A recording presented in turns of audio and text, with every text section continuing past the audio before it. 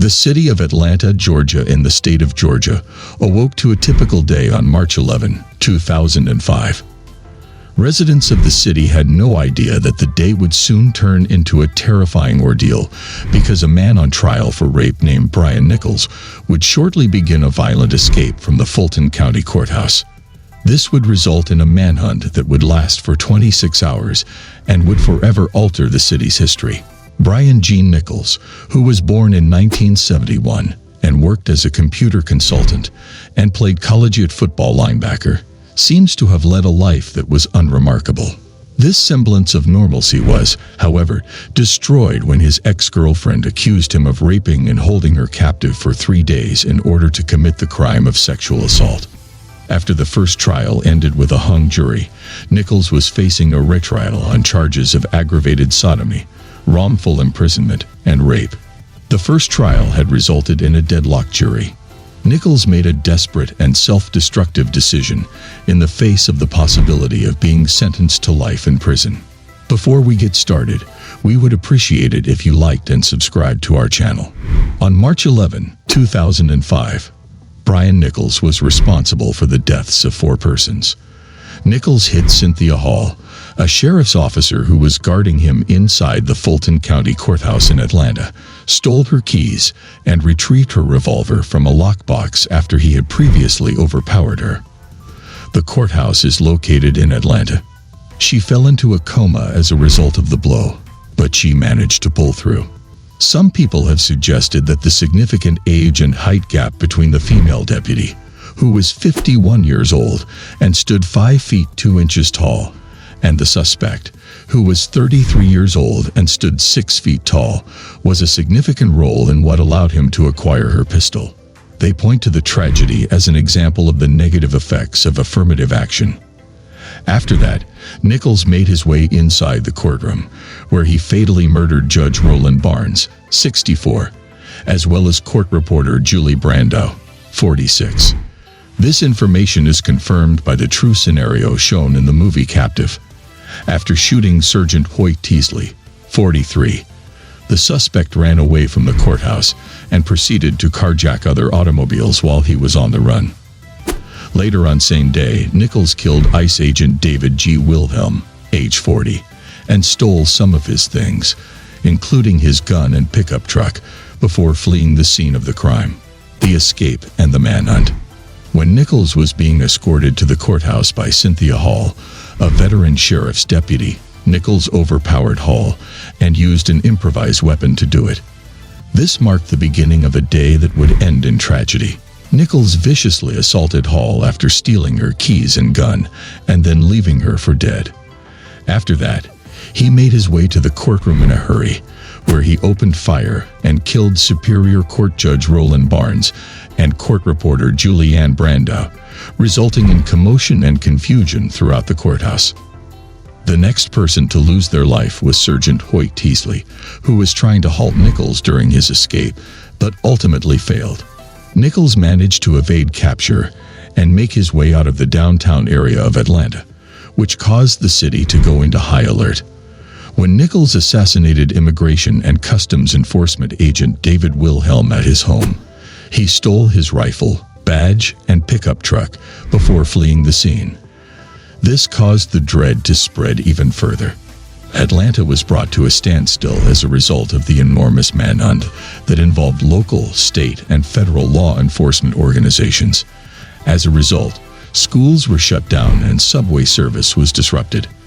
However, Nichols was unable to be located, which resulted in one of the most exhaustive manhunts in the history of Atlanta. The Predicament with the hostages. Nichols eventually made his way to the apartment of Ashley Smith in the city of Duluth, which is a suburb of Atlanta, as the population held its breath. Smith, a recently bereaved mother who is also a recovering methamphetamine addict, had recently relocated to the neighborhood in order to begin a new life for herself and her daughter. Nichols kidnapped Smith in the wee hours of March 12 after forcing his way into her residence and took her prisoner. A fascinating story began to emerge over the course of the following 7 hours, revealing the power of compassion, empathy, and faith in the face of imminent peril. An unlikely link between the two. After seeing the man responsible for the widespread panic in the city, Smith made the decision to strike up a discussion with Nichols. She discussed her life, including her struggles with addiction and the anguish she felt after the death of her husband.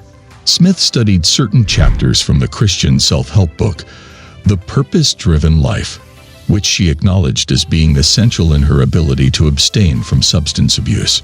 Smith's strategy altered the dynamic of a scenario in which violent confrontation appeared to be unavoidable.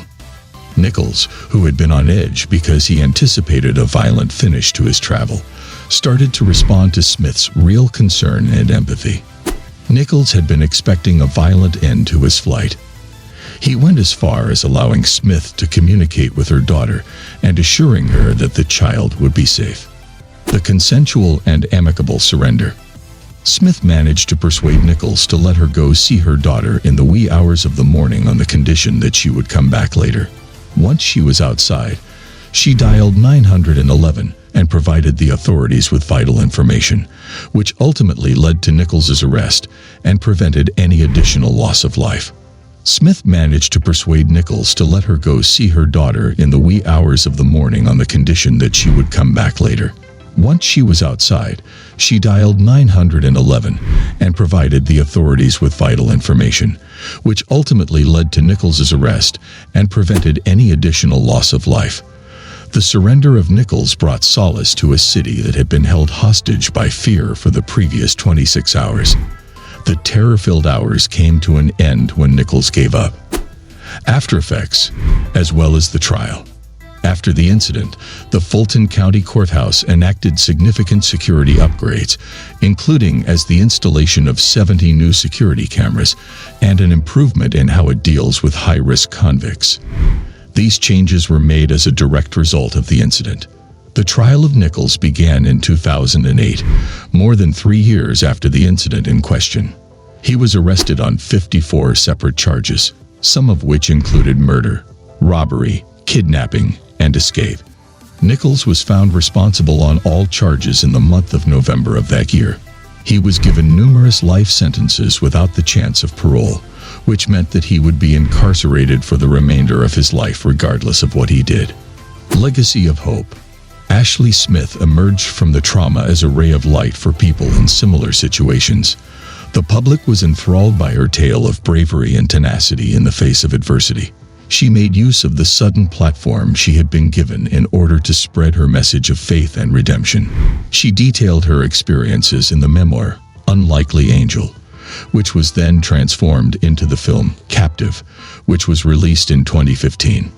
The power of empathy, compassion, and faith was demonstrated by the interactions that took place between Smith and Nichols over the 7 hours that they spent together in her apartment.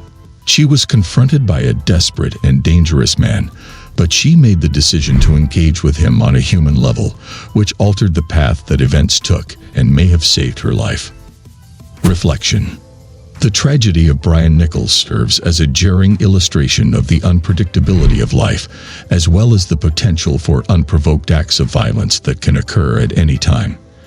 But concealed inside this terrifying story is a redemptive and uplifting account of second chances. Even though she was in immediate danger, Ashley Smith's fortitude and ability to sympathize with Brian Nichols allowed her to turn a day filled with dread into a legacy of hope for future generations. Even at the most trying of times, the power of human connection can be seen in action via her story, which continues to serve as a source of motivation for many people today. In summing up, the story of Brian Nichols is a complicated account that involves acts of aggression, fear, bravery, and compassion. As we reflect on those who were taken from us by this terrible tragedy, we are also moved to appreciate the fortitude and resiliency of those who are still with us, and we are reminded of the importance of maintaining compassion and understanding in the face of apprehension. The video you watched today was all about the life of Brian Nichols, and it came to an end here. In light of this, what are your thoughts? Leave a comment telling us what you think down below. In addition, be sure to give our channel a like and subscribe to it.